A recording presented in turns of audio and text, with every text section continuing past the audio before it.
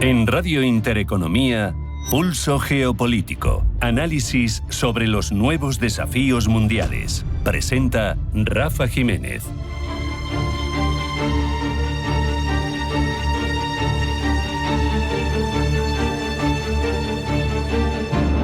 Bienvenidos al Pulso Geopolítico de Intereconomía, en el que nos centramos en la escalada de amenazas entre Donald Trump e Irán, marcada por las advertencias de severas consecuencias por parte del presidente de Estados Unidos, que habla de bombardeos, de más aranceles si Irán no accede a firmar el acuerdo con Estados Unidos que garantice que no va a desarrollar armas nucleares. La firme respuesta ha llegado desde Teherán a través de una carta que han mandado a Naciones Unidas y que dibuja un panorama de creciente tensión en una región ya de por sí volátil. La declaración iraní, aunque reafirmando, por lo menos en lo literal, su compromiso con la paz regional y negando cualquier interés en conflictos o escaladas, contiene una advertencia inequívoca contra cualquier acción militar por parte de Estados Unidos o incluso de quien quizá podríamos calificar como su proxy en la zona, de Israel. Señala su plena responsabilidad, la de Washington, por las graves consecuencias que traería cualquier reacción hostil en esta línea. Además, desde el ejército iraní resaltan que Estados Unidos tiene 10 bases militares en la región, muy cerquita de Irán, con alrededor de 50.000 soldados. Y dicen que no le conviene amenazar porque es un objetivo cercano para sus enemigos.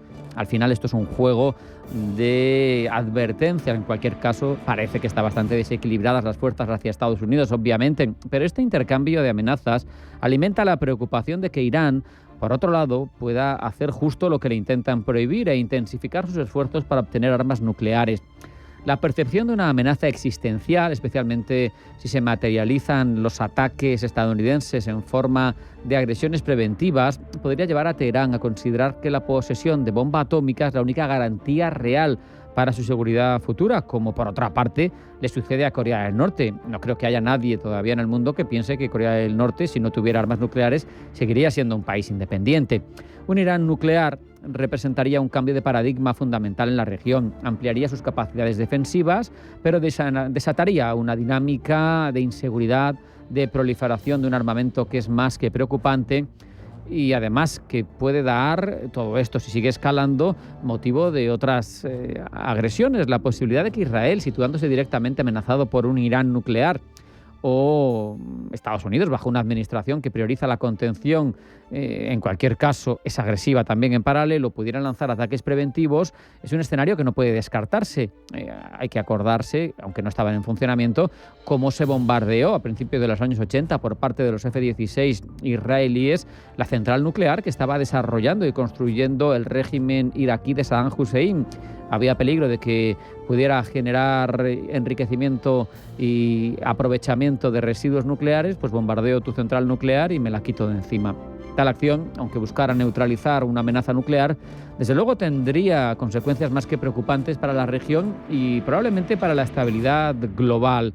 En ese contexto de alta tensión hay que incorporar otra variable, porque la elección por parte de Donald Trump de Arabia Saudí como primer destino oficial después de haber sido elegido por segunda vez para la presidencia de Estados Unidos es al final un símbolo estratégico considerable. Una decisión que señala una clara apuesta por el régimen saudita, un aliado clave en la región, que lo es también en cuanto al suministro energético y que desde una perspectiva económica de por sí ya tiene suficiente lógica, ¿no?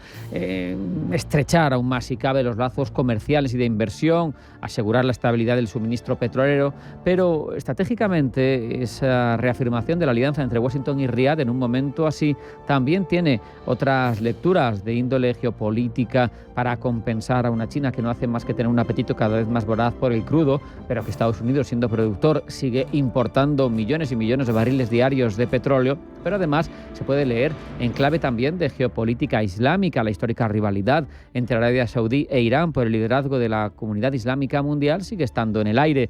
Los saudíes tienen las bazas de ser guardianes de los lugares santos del Islam, de la Meca y de Medina, y además de ser los que encabezan la rama sunita, que es la mayoritaria demográficamente por mucha diferencia.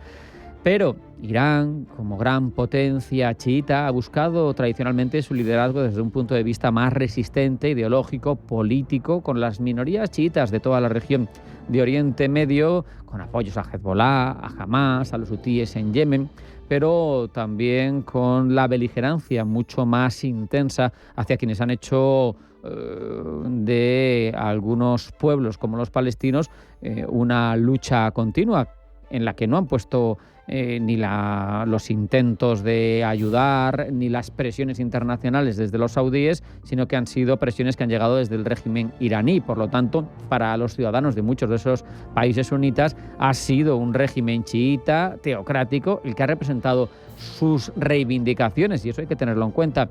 Puede interpretarse esa elección de Trump por Arabia Saudí como un espaldarazo a la posición saudita en esa lucha de poder, reforzando su alianza frente a un Irán que es percibido como una amenaza regional, que también lo podría ser en el ámbito de la geoeconomía. Si le da por cerrar el Golfo Pérsico, al final, si le da por convertir de esa zona una zona de guerra, el suministro de petróleo mundial sufriría muchísimo. Es importante hablar de la tensión entre Estados Unidos e Irán, la posible proliferación nuclear, la rivalidad saudita-iraní y sobre todo la centralidad del mundo musulmán en numerosos conflictos, porque esto tiene implicaciones profundas. Son 1.600, 1.800 millones de habitantes de este mundo y situados habitualmente en zonas preñadas de conflictos, y esto todo, si se termina por fracturar, podría generar una mayor polarización si cabe, podría generar bloques de poder todavía más definidos con una competencia estratégica más intensa. La búsqueda de bomba atómica, que es el elemento que preocupa fundamentalmente a Estados Unidos, podría desencadenar una carrera armamentística en la región con otros países, considerando la adquisición de esas armas como respuesta, y por tanto el futuro de los equilibrios mundiales va a estar sin duda marcado por la evolución de estas dinámicas, por la capacidad de los actores regionales e internacionales para encontrar vías de diálogo y de cooperación, sobre todo que se basen en evitar una escalada de violencia y que promuevan estabilidad y seguridad para todos, porque si Oriente Medio es seguro, es más fácil que el resto del mundo sea también seguro. Vamos a ir a un pequeño alto en el camino, una parada, no se vayan, sigue Pulso Geopolítico, recuperamos después de ese alto con los titulares que elabora Blanca del Tronco, no se vayan.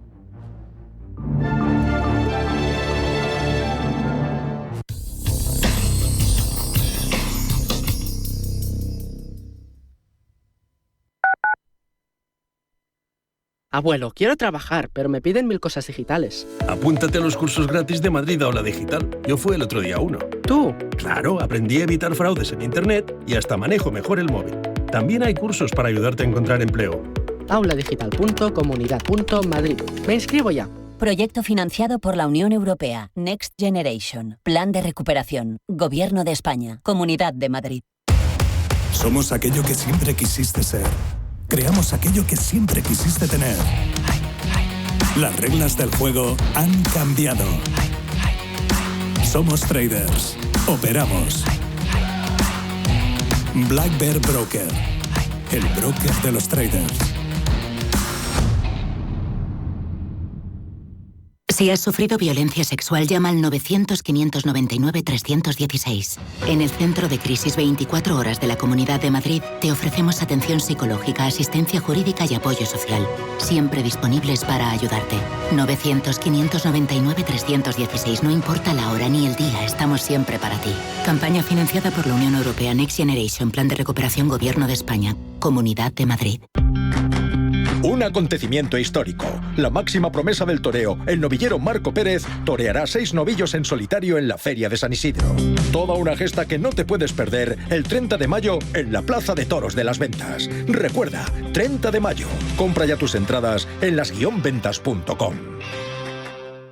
Atención inversor, únete al club de inversión de Grupos Eneas. Estamos especializados en la compra, reforma y venta de inmuebles y otros activos, ofreciendo rentabilidades muy atractivas. Coinvierte con nosotros. 91 639 0347. Grupos Eneas, tu aliado en la inversión. Radio Intereconomía. La información precisa y detallada. La información que usted desea conocer.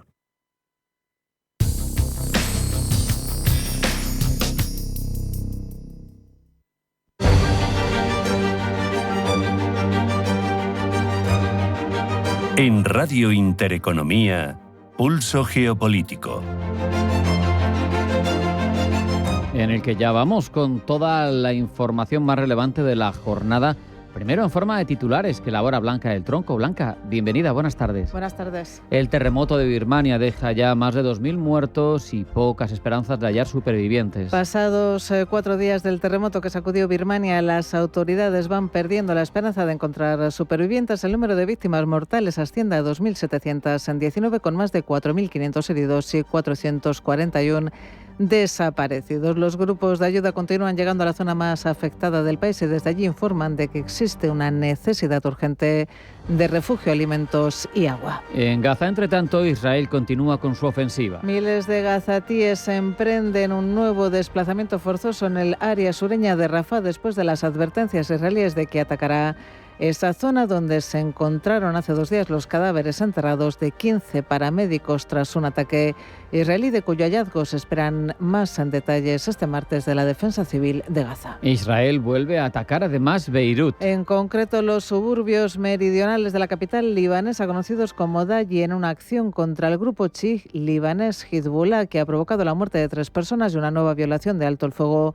en vigor desde el pasado mes de noviembre. En Ucrania, sin ataques desde la tarde del lunes. Una situación que no se había dado desde que Rusia se comprometió públicamente el 18 de marzo a dejar de atacar las infraestructuras energéticas de Ucrania, y que se produce después de que Estados Unidos amenazara al Kremlin con sanciones si no da pasos hacia la paz. Trump no aclara aún cuál será el alcance de las medidas que anuncie mañana. A punto de activarse un amplio complejo paquete de aranceles en el llamado Día de la Liberación, la Casa Blanca aún no ha aclarado el alcance de las medidas que podrían redefinir el comercio global. La inminente imposición de nuevos aranceles comerciales amenaza con causar otra jornada de turbulencias en los mercados, mientras que los principales afectados, como la Unión Europea, Canadá, México o Brasil, se preparan para responder a Washington con medidas similares en sectores precisos. En Extremo Oriente aumenta la tensión en Taiwán por los ejercicios militares chinos. El ejército chino ha lanzado unas nuevas maniobras militares en torno a Taiwán como seria advertencia al presidente taiwanés William Lai, quien pronunció la pasada semana uno de sus discursos más duros contra Pekín desde que asumió el mando. Y el ministro chino visita Moscú. Wang Yi, ministro de Exteriores chino, visita Rusia para hablar de las negociaciones sobre Ucrania y las tormentosas relaciones con Estados Unidos, en un intento de impedir que Washington ponga una cuña entre Moscú y Pekín. Bardella cree que harán todo lo posible para impedirles llegar al poder en Francia. El número 2 de Marine Le Pen, condenada a 5 años de inhabilitación, ha denunciado que harán todo lo posible para impedirles llegar al poder. Bardella, presidente de la agrupación nacional, considera la sentencia del Tribunal Correccional de París como una negación del Estado de Derecho. Y elecciones municipales en Groenlandia. Comicios en medio de las crecientes presiones del presidente de Estados Unidos, Donald Trump, sobre el territorio autónomo de Dinamarca para hacerse con su control. En Radio Intereconomía, Pulso Geopolítico. Presenta Rafa Jiménez. Y ahora ampliamos todas estas noticias, Blanca.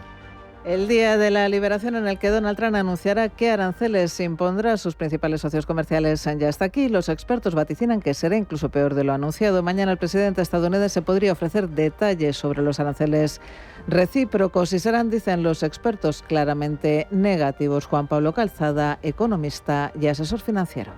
Estamos hablando de que el importe de las recaudaciones de aranceles, por ejemplo, entre Estados Unidos o en Europa, se estiman en que es cerca de unas décimas del Producto Interior Bruto. Pero su impacto puede ir mucho más allá, ¿no? Dice, aparte de que puede generar un efecto, un efecto dominó, ¿no? Y que perjudica a este sector, que perjudica a este, que perjudica a este, que perjudica a otro. Tenemos, por otro lado, que está teniendo un impacto muy, muy duro en los consumidores americanos. Pero antes de mañana, Trump ya había anunciado aranceles del 25% a todos los coches fabricados fuera de Estados Unidos. Ha anunciado además restricciones a la exportación de crudo en Venezuela. Ha amenazado a Rusia con imponer aranceles al petróleo y a Canadá con aranceles del 25% a productos energéticos. Sobre México pesa una amenaza del 25% a importaciones y del 10% a los productos chinos. Trump podría imponer además un arancel del 200% al vino y al resto de bebidas alcohólicas de la Unión Europea. Otros sectores, como el del aceite de oliva, también se sienten amenazados. Enrique Wicker, director financiero de Deoleo.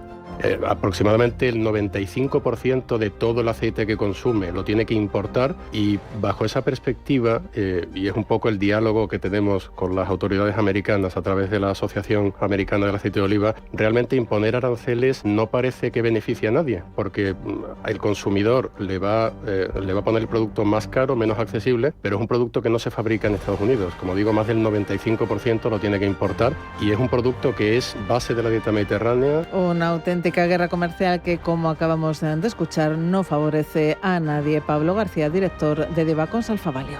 Que una guerra comercial provoca, digamos, un descenso en paralelo del comercio mundial. Hemos tenido ejemplos, por supuesto, la crisis de los años 30, que el descenso del comercio mundial fue del 50%. No creo que lleguemos a ese punto, o esperemos que no lleguemos a ese punto, pero la realidad es que cuando empezamos a poner aranceles y empezamos ya pues a que cada uno toma sus medidas, obviamente defensivas, provocamos un descenso generalizado. Sin embargo, y pese al impacto negativo que una guerra comercial podría tener en la economía estadounidense, el presidente Trump se muestra exultante. Nunca antes, dice en un mensaje en el que se ha visto una transformación del país como la que está ocurriendo a la vista de todos en Estados Unidos. Las empresas, asegura Trump, están llegando a Estados Unidos a niveles nunca vistos antes, y con ellas se generan empleo y dinero. Termina su mensaje el presidente estadounidense, una experiencia maravilloso. Y mientras la administración Trump se prepara para liberar al país, en Bruselas asegura que no le temblará el pulso a la hora de defender los intereses de los ciudadanos y de las empresas europeas, y anuncia que tiene un plan para hacer frente a los aranceles estadounidenses. Rubén Gil. Europa tiene un plan, lo ha dicho la presidenta de la Comisión Europea, Ursula von der Leyen, quien ha asegurado que Bruselas dispone de un plan sólido con contramedidas firmes para contraatacar a los aranceles globales que previsiblemente anunciará mañana el presidente estadounidense. Permítame ser clara, Europa no inició esta confrontación, creemos que está mal, pero mi mensaje para ustedes hoy es que tenemos todo lo que necesitamos para proteger a nuestro pueblo y nuestra prosperidad. Tenemos el mercado único más grande del mundo, tenemos la fuerza para negociar, tenemos el poder de hacer retroceder, y los pueblos de Europa deberían saberlo, que juntos promoveremos y defenderemos nuestros intereses y nuestros valores, y juntos siempre defenderemos nuestra Europa. Our interests and our values, and together we will always stand up for our Europe. En una intervención en el Parlamento Europeo en Estrasburgo, la líder comunitaria ha detallado que lo prioritario es la unidad y la determinación de los europeos, por lo que ha defendido sus contactos con los líderes de la Unión Europea sobre los próximos pasos a dar. Nuestra respuesta inmediata a los aranceles es unidad y determinación. Ya he estado en contacto con los jefes de Estado y de Gobierno sobre los próximos pasos. Hoy tenemos este debate parlamentario aquí. Mañana evaluaremos con mucha atención los anuncios para calibrar nuestra respuesta. Nuestro objetivo es una solución negociada, pero por supuesto, si es necesario, protegeremos nuestros intereses, nuestra gente y nuestras empresas. We will protect our interests, our people and our companies. Para Leyen, los aranceles generalizados solo empeoran la situación.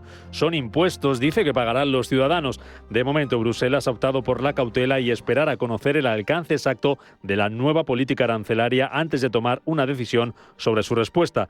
No se descarta la posibilidad de activar el mecanismo anticoerción diseñado originalmente para hacer frente a la guerra comercial con China, pero que podría aplicarse ahora contra Estados Unidos. La presidenta comunitaria se ha mostrado partidaria, además, de diversificar el comercio comunitario y eliminar las barreras e intereses a los negocios transfronterizos dentro del mercado único. Según von der Leyen, las barreras internas en la Unión Europea equivalen a un 45% en tasas para los productos manufacturados y un 110% en los servicios. El mundo mira a los aranceles de Donald Trump, pero también a la actualidad geopolítica. Ucrania confirma que sigue negociando con Estados Unidos su acuerdo sobre las tierras raras, después de que este pasado fin de semana Donald Trump asegurara que Zelensky está intentando retirarse del mismo. Gemma González. El presidente ucraniano tenía previsto firmar a finales de febrero un acuerdo que habría otorgado a los Estados Unidos un cierto control sobre el sector de minerales críticos en Ucrania. Sin embargo, después de su tensa reunión en la Casa Blanca, el pacto no se concretó. Ahora dice el ministro de Exteriores ucraniano Kiev está trabajando con Estados Unidos para lograr un texto aceptable para ambas partes que pueda ser firmado. La versión anterior del acuerdo, que iba a ser firmado por ambos gobiernos, preveía la creación de un fondo de inversiones común dominado por Estados Unidos que se financiaría con la mitad de los ingresos que generara la explotación futura de los recursos naturales de Ucrania. El fondo debía garantizar inversiones en Ucrania.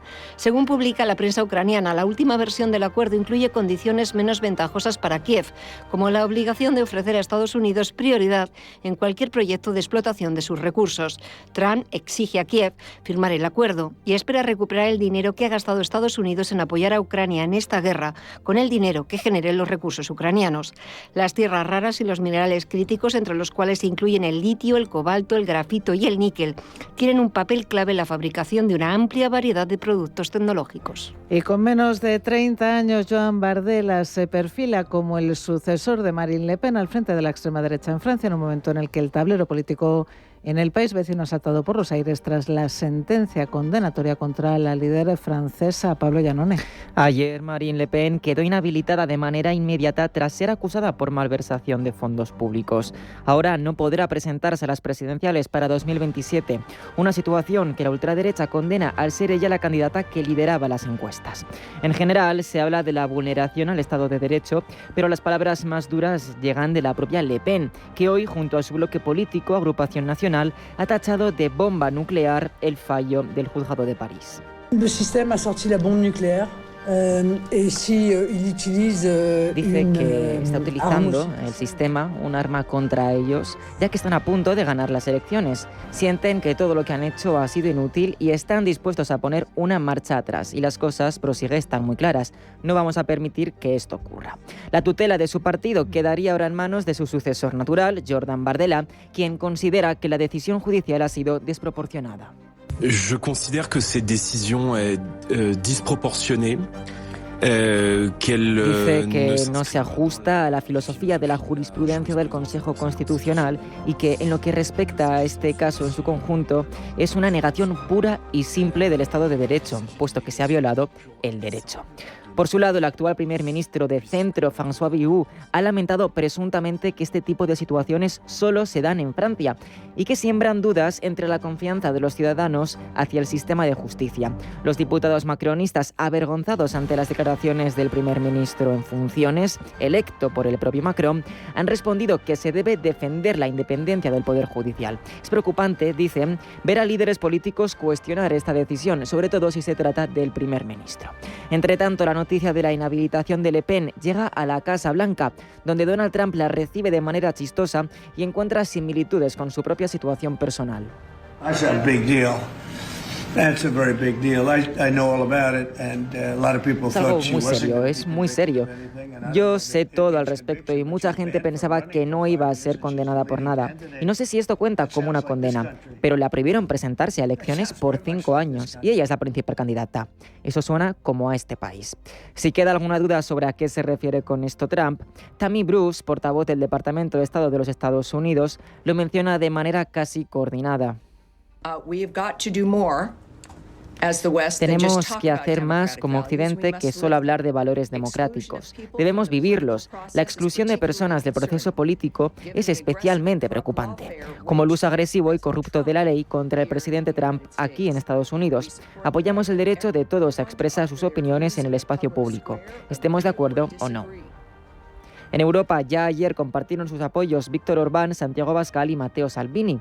Hoy se suma la primera ministra italiana, Giorgia Meloni, quien en X ha dicho que nadie que realmente crea en la democracia puede alegrarse de una sentencia que golpea al líder de un partido importante, privando a millones de ciudadanos de su representación. Entre tanto, los demás líderes europeos se mantienen en silencio. Y este martes China ha llevado a cabo el segundo ejercicio sorpresa militar cerca de Taiwán, en lo que va de año ha consistido en ejercicios bélicos aéreos y navales con el objetivo de probar las capacidades de sus tropas para ejercer ataques de precisión multidireccionales sobre la isla. Pablo. En un comunicado del Ejército de Liberación de China se detalla que se han coordinado tropas de misiles convencionales y sistemas de lanzamientos de cohetes de largo alcance para realizar ejercicios de interceptación aérea, asalto a objetivos marítimos, ataques a objetos terrestres y bloqueo y control conjunto sobre las aguas del norte, del sur y del este de la isla. Se trata de un enfoque multidireccional, no visto hasta el momento. El coronel Shi Ji, portavoz del Comando de Teatro de Operaciones Oriental del Ejército de Liberación de China, ha dicho de manera clara que se trata de una severa advertencia y una contundente medida disuasoria contra las fuerzas separatistas que buscan la independencia de Taiwán. Esto en respuesta, posiblemente, al duro discurso de William Lai, el presidente de Taiwán, contra Pekín la semana pasada. Se trata, prosigue el coronel Shi Ji, de una acción legítima y necesaria para salvaguardar la soberanía y unidad nacional de China. En respuesta a estos ataques, el Ministerio de Defensa taiwanés informa de que el ejército del país se encuentra actualmente analizando el nivel de amenazas militares del Partido Comunista Chino y sus posibles acciones posteriores. Actualmente se ha emitido la orden para el ejercicio inmediato de la presentación, es decir, unos ejercicios que tienen como objetivo aprovechar la preparación para el combate de las fuerzas permanentes.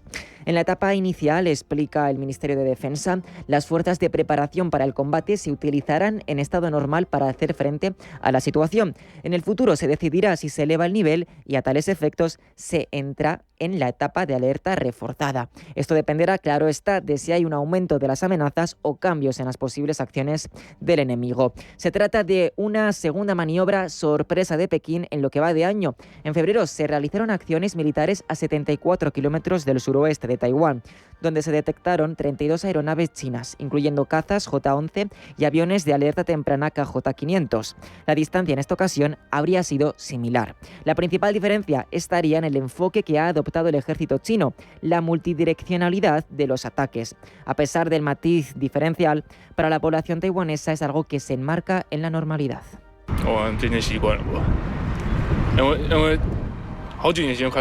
Llevamos muchos años viendo noticias sobre China llevando a cabo acciones militares en Taiwán. Ya no es una sorpresa. No hay nada que podamos hacer. Sin embargo, el gobierno chino habla de una violación cada vez más severa de la soberanía de Pekín y la llegada al poder en 2024 de William Tsai, líder secesionista, podría seguir impulsando maniobras de esta índole.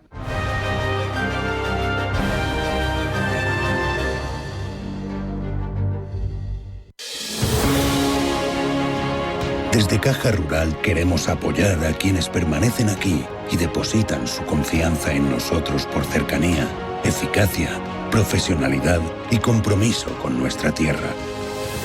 Caja Rural de Zamora. Gente como tú. Esta Semana Santa hay un lugar donde la historia cobra vida, el vino cuenta secretos y la tradición emociona. Ese lugar es el mejor municipio enoturístico de España, Peñafiel. Porque esta Semana Santa, el mejor destino está más cerca de lo que imaginas, en la cuna de la Ribera del Duero. Es Peñafiel. ¿Nos vemos allí?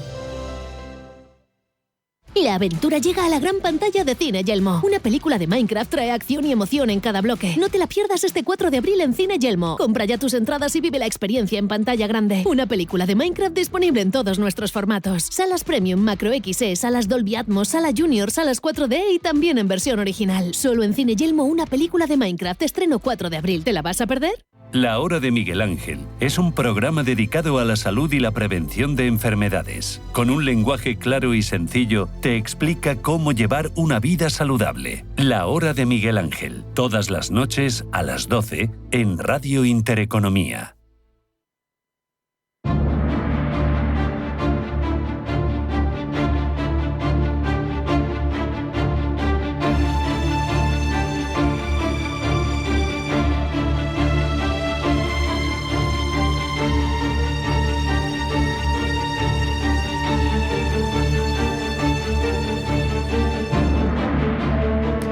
Si algo de tecnología militar hemos aprendido desde febrero de 2022 es el tremendo peso que tienen hoy en día elementos tan disruptivos como son los drones. El fácil acceso a estas máquinas, su carácter asequible, sobre todo en comparación con otras armas, lo sencillo que resulta adaptarlos de uso civil al campo de batalla, todo esto rompe barreras y permite que tanto actores estatales como no estatales, utilicen con avidez todos esos avances en sistemas no tripulados a la hora de utilizarlos en misiones de inteligencia, vigilancia, reconocimiento, ataque. Es tremenda la variedad posible. Esto cambia muchas de las ecuaciones que conocíamos, establecidas, tradicionales, en cuanto a la seguridad, a la defensa global, a los enfrentamientos. Es un campo, sin embargo, muy especializado, del que muchos no habíamos oído hablar más que por lo más común, los juguetes o las fotografías, ¿no?, tan chulas y tan lujosas que quedan desde arriba. Pero es un elemento que cambia muchas cosas en la geopolítica, que cambia muchas cosas en los enfrentamientos, y por eso hay que hablar con gente que sabe, como hacemos aquí habitualmente. Hoy hemos invitado a Antonio Sousa Lamas, que es consultor de infraestructuras, aeronaves y seguridad, experto en drones y además piloto, con lo que sabe de lo que habla. Antonio, bienvenido, buenas tardes. ¿Qué tal, Rafa? Buenas tardes y gracias por estar dispuesto a acogerme en tu casa, ¿no? Vamos a aprender contigo, porque esto es algo que todo el mundo tiene en la mente, pero que no somos conscientes de la diversidad, de las capacidades, de lo que supone, de cómo se lucha contra ello también. Supongo que los drones no han llegado de la noche a la mañana. Claro. Haznos un poco de perspectiva. Pues mira, el dron viene siendo una herramienta desde hace ya más de una década. Muchas veces cuando hablamos en los círculos, ¿no?, en el sector, hablamos de la longevidad del sector, ¿no? Y hablamos de que, bueno, pues en España se empieza a regular, y España es pionera en el mundo en la regulación hacia 2014, y bueno, pues nos encontramos con un sector que a priori, bueno, pues se crea para aportar una herramienta más a lo que son trabajos de infraestructura, trabajos audiovisuales, como tú muy bien has dicho, agricultura, etcétera, ¿no? Y evidentemente, bueno, pues eso lo que va haciendo es hacer que esa herramienta se inserte cada día más y bueno, pues veamos más posibilidades y más capacidades. Esas posibilidades, esas capacidades nos llevan también al pulso geopolítico, ¿no? Claro. A esa nueva modalidad que hoy en día pues todos conocemos de la parte armamentística o de la parte bélica. Y bueno, pues no deja de ser una herramienta, ¿no? Fundamentalmente es una herramienta que se basa en la aeronáutica que todos conocemos, pero que permite acceder a ese nuevo abanico de posibilidades aéreas a cualquier usuario. Claro. Sin embargo, por seguir haciendo pedagogía contigo, Antonio, conocemos los comunes, ¿no? Conocemos los pequeñitos, marcas chinas, claro, que se vuelan, vale, pero es que hay mucha diferencia en los drones y, por ejemplo, si nos centramos en lo militar, supongo que los habrá de unas velocidades y de otras, de unas capacidades de carga y de otras, de unos alcances y de otros. No pensemos solo en un dron de 200 gramos o de menos, pensemos en que pueden llevar muchos kilos. Claro. Fíjate, yo creo que en el sector de los drones la dicotomía es algo que está permanentemente sobre la mesa, ¿no? El uso, tanto el civil como el militar o bélico, las capacidades de carga, ¿no? Cuando hablamos de nanodrones o de microdrones, cuando hablamos de aeronaves mucho más grandes, que también son drones, pero evidentemente podemos llegar a máquinas como la que tenemos en España, que son máquinas de 4.500 kilos al despegue, la más grande del mundo, es que española. Eso es llamativo, hay que mencionarlo. 4,5 toneladas en un dron, ojo. Claro, son aparatos que, bueno, pues se crean en base a una demanda. Fíjate, Singular Aircraft, que es una empresa española, crea el FlyOx como solución a la demanda frente a la muerte de un piloto de apagafuegos en un helicóptero, y entonces, bueno, pues desarrollan un dron que se ha convertido en el dron de carga civil más grande del mundo, ¿no? Multimisión. Pero también tenemos drones, nanodrones o microdrones, que lo que están haciendo es ofertar un montón de posibilidades que luego, bueno, pues van migrando dentro de los distintos sectores, porque todo es muy transversal cuando hablamos de tecnología. Claro. ¿Sabes? Entonces, bueno, sucede que cuando empiezas trabajando en un sector como lo de los drones, ¿no? Vienes del ámbito de la aviación, de la defensa, y empiezas a trabajar, pues mucha gente te asocia, oye, ¿das cursos de piloto de dron? Pues sí, inicialmente dábamos cursos de piloto de dron, ahora nos especializamos en otros temas, ¿no? Normativa de distintos países. Yo he certificado pilotos desde Cuba a Francia, estoy formado en Luxemburgo, como decías, yo soy piloto de aviones, de helicópteros y de drones, y la formación es algo permanente, en todas las profesiones, ¿no? En este caso más, ¿no? Hemos dicho, que es un poco la parte que más nos toca, que la proliferación de los drones y su uso en conflictos recientes, y en el de Ucrania es el más evidente porque es el que más nos llega, ha transformado los conflictos bélicos modernos. ¿Qué ventajas o qué cambios supone la utilización de los drones de forma masiva, como estamos viendo? Pues mira, creo que cuando hablamos del entorno bélico, cuando hablamos del establecimiento de posición geopolítica y de digamos, importancia a la hora de poder enfrentar un conflicto bélico, una guerra, vemos casos como el de Ucrania, ¿no? Tenemos sobre la mesa el enfrentamiento de una nación muy poderosa como es Rusia con una nación a priori aparentemente menos poderosa como es Ucrania, y el dron es algo que una vez que se pone en la balanza ayuda a que los ucranianos tengan una perspectiva del conflicto distinta. ¿Por qué? Porque están pudiendo hacer frente a determinados ataques. Se ha convertido un poco en la guerra de guerrillas que hablábamos antes, y se ha convertido un poco en tráeme cualquier cosa que vuele que ya la modifico yo, ya construyo yo mi propio Frankenstein a partir de un dron que se usaba para jugar o se usaba para hacer First Person View, FPV, sistemas para juegos o carreras, o un dron que se utilizaba para hacer topografía, y ya le pongo yo un sensor o ya le pongo yo un servo y lo convierto en una máquina de guerra, ¿no? ¿Qué ha permitido eso? Que no haya una centralización de la industria de la construcción del dron, por ejemplo, en un territorio como el ucraniano, sino que lo que hagan es comprar cualquier cosa que vuela. Hoy en día hay dos integrantes fundamentales en el ámbito de los drones a nivel internacional, son tres. Podríamos hablar de Irán y de Turquía como los dos ejes fundamentales de suministro de drones armamentísticos. Luego está China, que es prácticamente el 80 y tantos por ciento, el 90% del mercado de los drones de uso profesional o de uso lúdico, que son las tres grandes naciones, las tres naciones tecnológicamente hablando de drones, que están poniendo sobre la mesa una serie de productos que están permitiendo que haya conflictos, o bien que Hezbollah ataque posiciones, que Irán ataque a Israel, que se ataque a Ucrania ataque a Rusia con sistemas anticarro. Y eso está haciendo que veamos una variedad de productos que van desde drones muy grandes, puramente militares, a drones de uso civil, que crea un problema. El primer problema que crea es la adaptación permanente de las tropas a esos sistemas, porque claro, hay que pilotar y mantener un montón de sistemas distintos, y eso complica las cosas cuando no hay homogeneidad en los productos, pero que también hace que para los rusos sea mucho más difícil atacar los centros de producción porque no existen.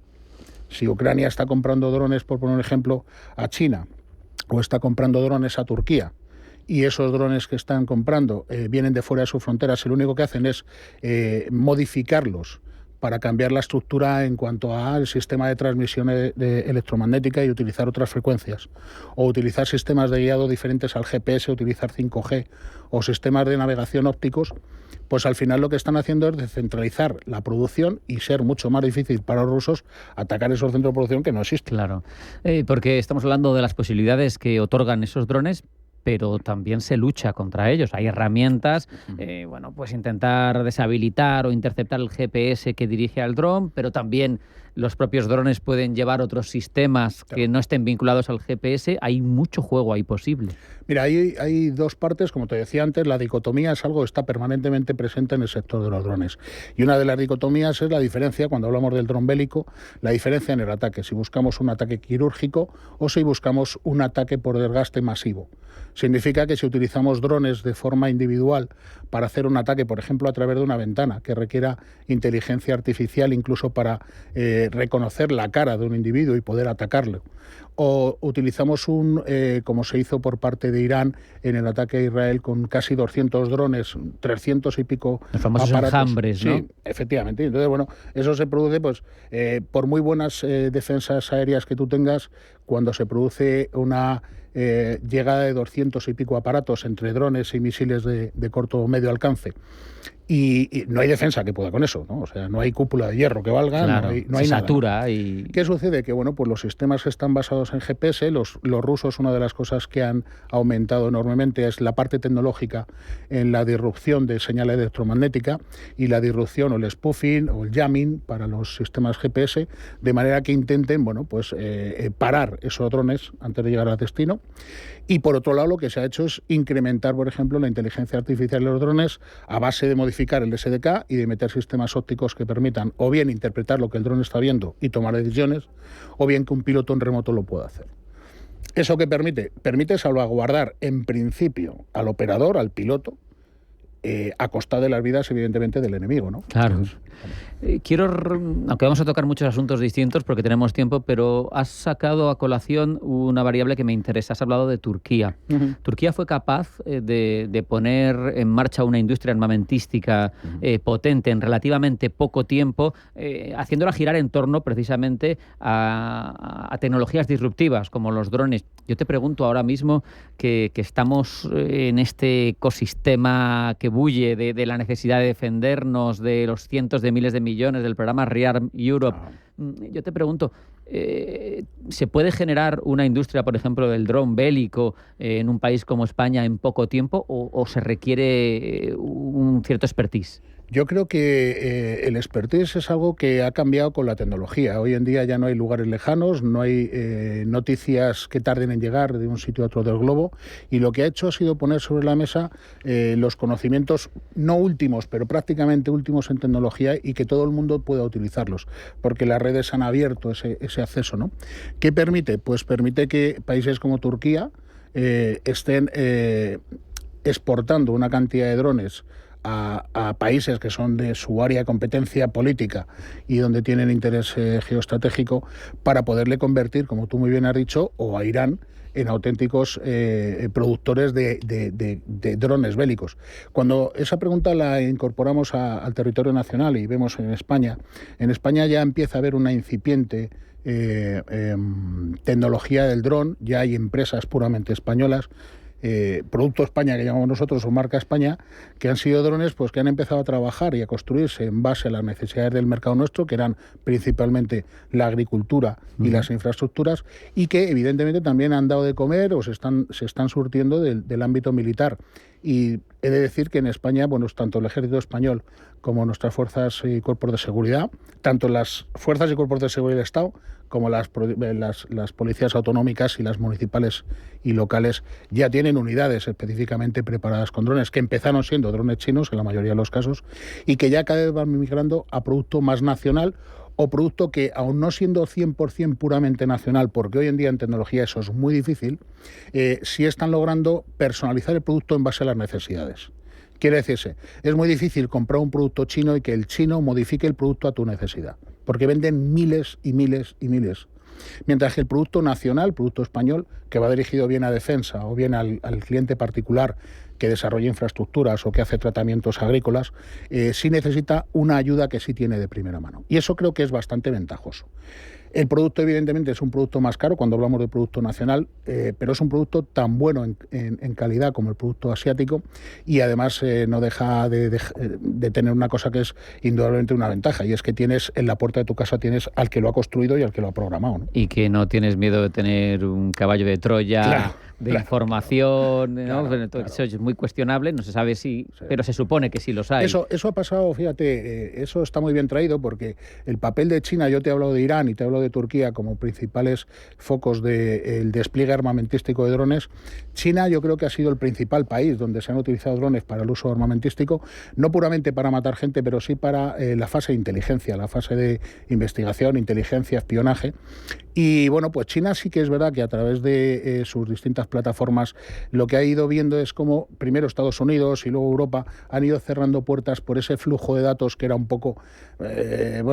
yo soy forense, trabajo en tema forense y formamos a científica, Policía Nacional, Guardia Civil, y una de las cosas que utilizamos, por ejemplo, para desencriptar datos chinos son herramientas israelitas, ¿no? Cellebrite, por ejemplo, es una herramienta israelita que desencripta lo que los propios chinos dicen que ellos no pueden desencriptar, ¿no?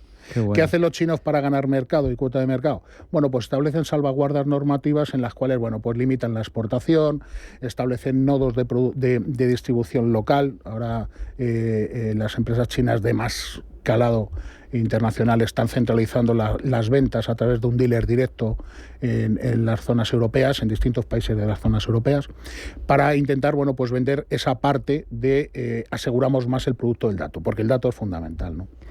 No sé si te acuerdas, es que me lo has recordado al comentar lo del uso por parte de China en la pandemia.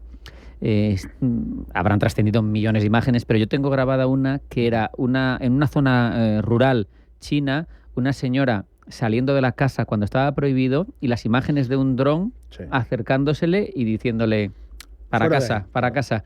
Es tremendo. Eso en España, fíjate, yo creo que la pandemia, como todo lo malo, no es como la guerra. La guerra es un avance tecnológico el que se sufre cuando hay guerra y es un avance en cuanto a identificar distintos productos que tú no habías identificado en una época normal. Entonces, el producto del dron como elemento disuasorio o como elemento de vigilancia se ha utilizado mucho durante la pandemia. Policía Municipal de Madrid, por poner un ejemplo, es pionera en España, tanto como la Policía de Benidorm o distintas policías municipales y locales en España, tanto evidentemente Guardia Civil y Policía Nacional, pero como la policía local o municipal suelen ser las policías más cercanas al ciudadano. El uso de esas herramientas durante la pandemia se ha utilizado no solo para vigilar o poder realizar avisos con audio para que la gente no estuviese donde no tenía que estar, sino que se han utilizado drones agrícolas para utilizar químicos sanitarios para hacer desinfecciones, ¿no? Qué bueno. Entonces, bueno, pues veías en calles en España, yo estuve pendiente de varias operaciones que se hicieron en España durante la época de la pandemia y bueno, pues se ha hecho hasta fumigación con hidroalcohólicos para tema de saneamientos, con aparatos que eran agricultura, ¿no? Otra derivada, esto es asequible para un país pequeño, para un país más débil frente a otro grande, pero también es asequible para terroristas, para actores no estatales y la que te puede liar un terrorista bien cualificado en el ámbito de los drones y que lo utilice con mala idea, ¿no?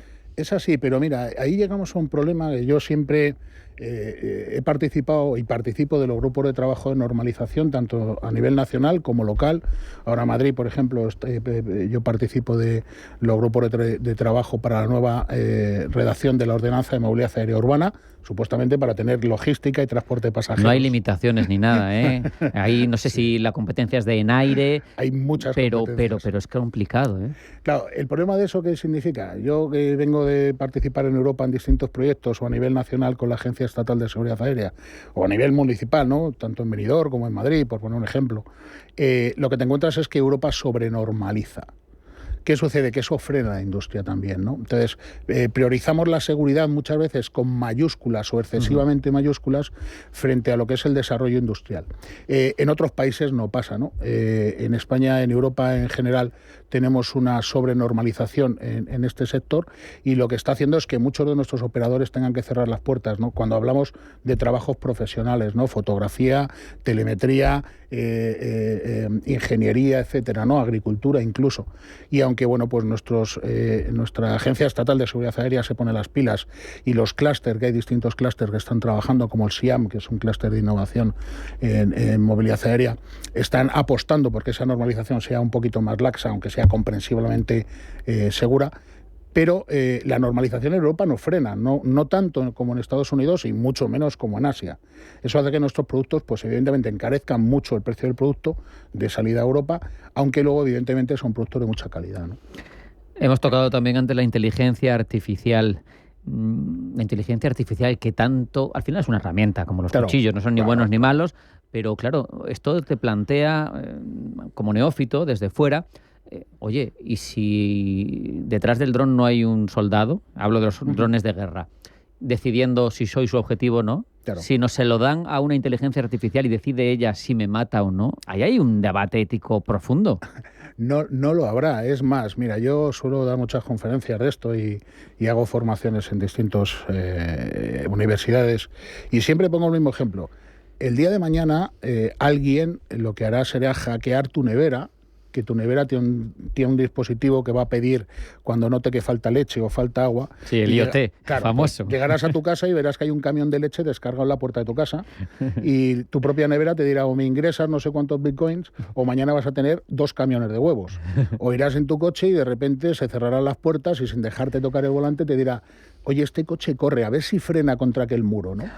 Entonces, la inteligencia artificial llevada a los drones significa, fíjate, los americanos en Las Vegas empezaron a utilizar reconocimiento facial hace varias décadas. O sea, el reconocimiento facial es algo que ahora, pues Google va a una velocidad brutal, todas las fotos se etiquetan automáticamente. Tú imagínate un aparato que puede tener identificación facial, que es un software que pasa directamente desde el dron a través del SDK o del on-screen display, pasa a un procesamiento que puedes tener en miles de las nubes de procesamiento que hay, no hace falta ni siquiera que tengas un ordenador potente, y contraste la imagen que está viendo el dron con la imagen del objetivo. Eso ya se ha hecho. De hecho, Israel hizo un ataque dentro de una vivienda buscando la cara del objetivo, ¿no? Y el ser humano está fuera. Entonces llega un momento en el que dices, ostras, nos va a pasar con los drones. Yo cuando hablamos de drones, mucha gente me dice, hombre, el dron llega un momento que pierdes la independencia porque te graba. Se nos ha olvidado que los móviles graban y graban 24 horas. Estamos grabando permanentemente. Incluso apagar el móvil significa que tu móvil te sigue escuchando. Entonces se nos olvida que el dron tiene una cámara, pero que el teléfono ya la tenía y que los circuitos cerrados de televisión también las tienen. Entonces, cuando todo eso se vuelque en un gran procesador y la inteligencia artificial tenga un filtro predefinido por alguien que decida quién es bueno, quién es malo, quién tiene derecho a salir, quién no tiene derecho a salir, pues será cuando haya que poner en marcha las normas que está emanando de la Comisión Europea para que supuestamente esa inteligencia artificial proteja a la persona, ¿no? Claro, yo estaba pensando también respecto de los conflictos militares. Sabemos que hay, con todas sus salvedades, porque muchas no están suscritos por todos los países, pero hay convenios a lo mejor para limitar el uso de minas antipersona, o hay convenios de limitación, tratados de las armas nucleares. ¿Tendría que haberlo también sobre los drones? Esto tiene un problema y muchas veces lo hablamos. Cuando hablamos de la seguridad ciudadana, hablamos de que las normas están para quien las cumplen, curiosamente. Ya. Pero las normas que están para quien las cumplen, a la vez no son cumplidas. Ayer veía en televisión un artículo, una nota sobre las lanzaderas de tráfico de drogas que se están utilizando en el sur de España, sí, y que en España no se pueden construir, pero se construyen en Portugal, porque la normativa es distinta. Entonces, las normas están para cumplirlas. El problema de la norma es eso, que la norma llega a ser tan restrictiva, queriendo evitar lo malo, que lo que limita es la proyección industrial de lo bueno. Y el malo no cumple la norma. Entonces, ¿qué más te da tener normas muy estrictas si realmente el peligro está? Mira, yo me acuerdo hace unos años, cuando empezamos a elaborar los procedimientos para fuerzas y cuerpos de seguridad a nivel nacional, y hablábamos que 200 gramos de anthrax, 200 gramos de polvo de talco, ocupan lo que una bolsa de un supermercado, ¿no? O sea, 200 gramos de polvo de talco no pesan nada y ocupan mucho. Si yo soy capaz de utilizar un dron de 400 o 500 euros porque no vale más, y ese grave problema del conflicto bélico, que esos drones son de muy bajo coste, y hacer que ese dron sobrevuele un estadio y romper esa bolsa con un servo y que alguien grite anthrax, aunque sea polvo de talco, pues evidentemente el estallido que se puede propagar es enorme, ¿no? Y el daño público que se puede propagar, claro, es enorme, ¿no? Entonces, ¿qué pasa? Que hacer el mal es mucho más rentable, no tiene normas y evidentemente ahora es barato. Pasábamos de una época, yo ya soy abuelo, y vengo de la época de buscar en los controles militares o controles de policía, abrían el capó de un coche o el maletero de un coche y se buscaba una olla a presión, se buscaban trozos de cadena, tornillos, porque era metralla. Claro. Y veníamos de la época de las bombas, en la época de ETA. Ahora tenemos que buscar pues un frame de carbono, unos variadores, tenemos que buscar unos motores, tenemos que buscar un emisor de radiofrecuencia que permiten a una persona construir un dron en poco más de 2 horas.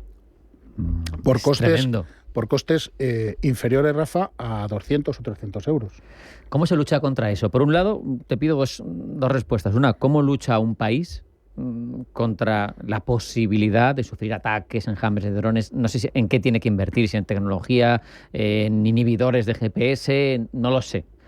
¿Y cómo lucha la sociedad para evitar que eso prolifere en manos de los malos?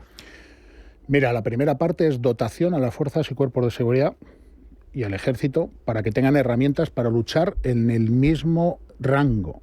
Si yo tengo una lancha a pedales y las planeadoras están metiendo droga en España, son más rápidas que mi lancha a pedales, yo no puedo luchar. Así que lo primero, dotación y formación a las fuerzas de orden público. Y lo segundo, concienciación y formación, más que normativa, porque la normativa se salta. Hay una parte fundamental que dice que el desconocimiento de la ley no te exime del cumplimiento. Pero desconocer la ley significa que ahora es muy habitual ver que los niños en los colegios reciben formación vial. Y ya nadie entiende que a un niño en el colegio no le expliquen que una bicicleta no puede entrar en autopista o qué significa una señal de prohibido pasar o de circulación prohibida. Yo creo que hay que hacer lo mismo, ¿no? Hay que tener sensibilización. No vamos a evitar el terrorismo, la criminalidad ni los actos delincuentes, pero con el conocimiento y con las herramientas necesarias en manos del orden público, pues evidentemente se podrá poner freno. Todo lo demás es cuán beneficioso es para un terrorista o para un delincuente o para una nación utilizar estas herramientas en su beneficio y en contra de los demás. Y sigue siendo ventajoso. Uh-huh. Han cambiado, ¿no?, las estrategias de los ejércitos, han tenido que cambiar cómo se plantan en el campo de batalla, han tenido que establecer camiones con antenas, los rusos, hemos visto fotos, para intentar controlar esos enjambres de drones ucranianos que llegan. Uh-huh. Esto también es un cambio de paradigma al final, ¿no? Totalmente. Yo reconozco que cuando empezamos a ver hace prácticamente una década a Hezbollah, al ISIS, utilizando drones comerciales que hacían tanto daño más como misiles AIM americanos o drones Reaper americanos, es cuando nos dimos cuenta de decir, si esta gente que no tenía, digamos, capacidades, lo de capacidades es relativo porque hay mucha capacidad económica detrás de esta gente, pero no tengo una capacidad como un país tipo Estados Unidos, y mis armas, que son baratas, rápidas y son fáciles de utilizar, me dan una ventaja, pues evidentemente el paradigma cambia de forma radical. Entonces, bueno, yo siempre he dicho, cuando dos topógrafos se iban a hacer la topografía en terreno y se tiraban una semana pisando barro, comiendo polvo, y con el teodolito, y con la varilla de guía, y con la regla, y ahora un señor va, programa un dron en 5 minutos, te hace un vuelo fotogramétrico, con distintas tomas en oblicuo y cenitales, y te hace un escenario tridimensional de lo que es tu terreno en 5 minutos, en 5, 10, 15, 20 minutos, me da igual. El paradigma cambia de forma total. La pregunta sería, ¿estamos adaptando ese paradigma a las universidades, a los centros de formación? No. ¿Hasta qué punto? Y yo colaboro con 12 o 13 universidades donde tengo la suerte de haber impartido clase o dar cursos, pero el problema es que muchas veces vemos que tanto los chavales a nivel educación secundaria como a los universitarios salen al terreno de juego sin haber tocado la tecnología de primera mano. Y creo que hay que implicar mucho más a esas empresas. Traer una empresa española, por ejemplo, que desarrolla drones, que está en el top ahora mismo a nivel nacional. Otras muchas, no quiero decir nombres porque me voy a dejar alguna en el tintero seguro. Son empresas que tienen la capacidad de formar gente dentro del área de competencias de la industria de la tecnología. Y bueno, pues salir al mercado con un producto que tú conoces y salir al mercado con un conocimiento que es real. Eso no está sucediendo. Igual que los abogados seguían estudiando a los famosos abogados romanos y griegos, o los psicólogos, ¿no? Quizá la mente no ha cambiado tanto, ¿no? Pero la tecnología sí. Y eso yo creo que no se está extrapolando al ámbito de la realidad. Hay que afrontarlo desde la propia sociedad, desde la educación, pero también, lo has dicho tú, Antonio, desde los medios para los ejércitos, medios para las fuerzas de seguridad del Estado, porque la conclusión evidente que sacamos es que las circunstancias han cambiado, las herramientas han cambiado y no puedes luchar con herramientas no apropiadas contra otras que son modernas y que te sobrepasan, ¿no? Al final... Mira, yo creo que nos vamos a encontrar una cosa que yo vengo diciendo desde hace ya muchos años. Para que te hagas una idea, los drones que utilizamos de tipo comercial o de tipo lúdico son drones que trabajan en frecuencia de 2,4. La frecuencia de 2,4 es una frecuencia de uso común que se utiliza absolutamente en todo lo que es gratis, en las wifis, en los mandos de los coches, en las cámaras de vídeo de las cunas de los bebés. No podemos utilizar drones de 2,4 en ámbito ciudadano. Cuando tenemos drones que están volando dentro de una ciudad, tiene que haber frecuencias dedicadas. Eso eleva el coste del producto. Tiene que haber distintos sistemas que hagan compatible la utilización de herramientas con el devenir diario de la ciudadanía, ¿no? Y eso no es tan fácil. Hemos aprendido de drones, de sus circunstancias, de su realidad en la sociedad, de su realidad en los ejércitos, y ha sido gracias a Antonio Sousa Lamas, que además de piloto de todo lo que se puede volar, es consultor y bueno, ya hemos visto que su bagaje es amplísimo y gracias a él hemos podido aclarar algunas de las dudas que tenemos de unos medios que están adelantándonos por la derecha y que si no escuchamos y si no aprendemos es imposible afrontar la realidad que se genera. Antonio, ha sido un placer hablar contigo. Rafa, el placer es mío y me encanta haber estado aquí porque te oigo mucho, pero no habíamos dialogado hasta ahora. Un placer mutuo. Muchas gracias. Un saludo. Gracias. Hasta aquí ha llegado Pulso Geopolítico en esta edición. No hay tiempo para más. Sean felices, pasen buena tarde, sigan escuchándonos y mañana más.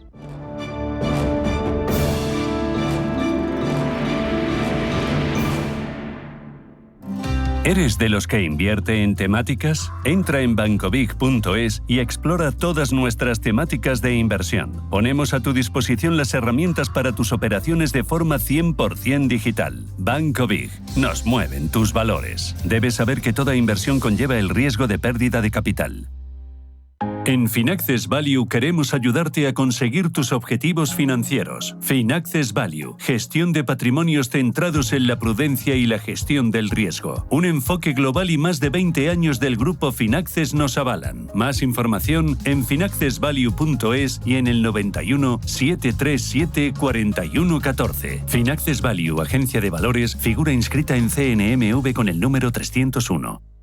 La aventura llega a la gran pantalla de Cine Yelmo. Una película de Minecraft trae acción y emoción en cada bloque. No te la pierdas este 4 de abril en Cine Yelmo. Compra ya tus entradas y vive la experiencia en pantalla grande. Una película de Minecraft disponible en todos nuestros formatos. Salas Premium, Macro XE, salas Dolby Atmos, sala Junior, salas 4D y también en versión original. Solo en Cine Yelmo una película de Minecraft. Estreno 4 de abril. ¿Te la vas a perder? Los mercados financieros. Las bolsas más importantes. Información clara y precisa. Esto es Radio Intereconomía.